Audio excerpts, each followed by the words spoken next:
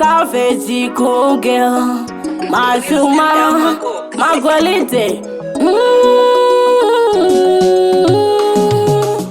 This song is dedicated to Sharanya Mans. Gogo Ames na Yofas. Rest in peace Washera. We miss you.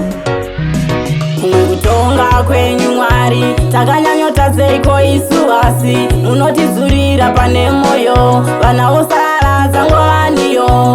Kumwe kutonga kwenyu Mwari, takanya nyota zeiko isuasi, munotizurira pane moyo, vana vosara zango vaniyo.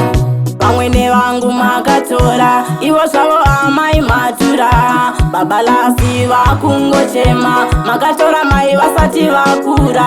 Haisi nyore kusiyiwa namai, especially pazera rechidiki, chivarangarira ivo imi Mwari, nokuti isu tinovimba neni. Kumwe kutonga kwenyu Mwari, takanya nyota zeiko isuasi, munotizurira pane moyo, vana vosara zango vaniyo.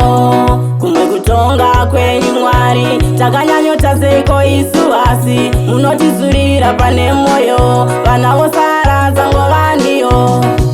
Ismaeli vakasuwa, nokuti yambuya pachisina, sei muchititorera vakanaka, muchisiya vane moyo yakasviba, vanofara nekuona yedu misodzi. Mwari inga imi ndimi mufudzi, zvamakatora ivaratidza nzira, upenyu hwavo hwakatotanga kuchinja. Kumwe kutonga kwenyu Mwari, takanya nyota zeiko isuasi, munotizurira pane moyo, vana vosara zango vaniyo. Kumwe kutonga kwenyu Mwari, takanya nyota zeiko isuasi, munotizurira pane moyo, vana vosara zango vaniyo.